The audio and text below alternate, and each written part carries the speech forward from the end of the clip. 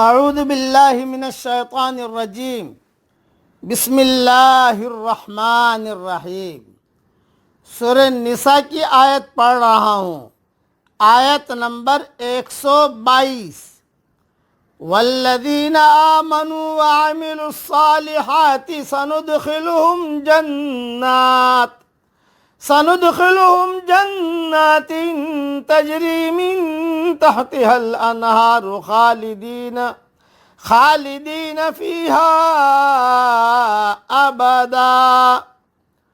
اور جو ایمان لائیں اور بھلے کام کریں، ہم انہیں ان جنتوں میں لے جائیں گے جن کے نیچے چشمے جاری ہیں، یہاں یہ ابد الآباد ہمیشہ ہمیشہ رہیں گے۔ وعد اللہ حقا، یہ ہے اللہ کا وعدہ جو سراسر سچا ہے۔ ومن اصدق من اللہ قیلا، اور کون ہے جو اپنی بات میں اللہ سے زیادہ سچا ہوگا۔ تھوڑی سی تشریح سن لیجیے۔ شیطانی وعدے تو سراسر دھوکہ اور فریب ہیں، لیکن اس کے مقابلے میں اللہ کے وعدے جو اس نے اہل ایمان سے کیے ہیں سچے اور برحق ہیں۔ اور اللہ سے زیادہ سچا کون ہو سکتا ہے؟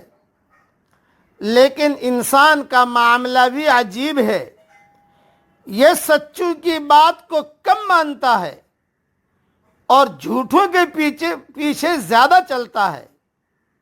یہ جملہ یاد رکھنا، اس لیے بار بار کہہ رہا ہوں، انسان کا معاملہ بھی عجیب ہے کہ یہ سچوں کی بات کو کم مانتا ہے اور جھوٹوں کے پیچھے زیادہ چلتا ہے۔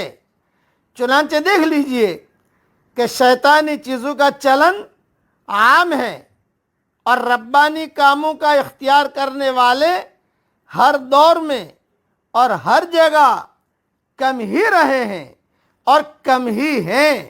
قرآن میں اللہ تعالیٰ نے فرمایا وَقَلِيلٌ مِّنْ عِبَادِيَ الشَّكُورُ۔ سورہ سبا کی آیت ہے، آیت نمبر 13۔ میرے شکر گزار بندے کم ہی ہیں۔ یہ اللہ تعالیٰ نے بہت بڑا اشارہ کیا ہے۔ اس لیے اللہ کے احکامات کو پورا کرنا اور سچی بات کو تسلیم کرنا۔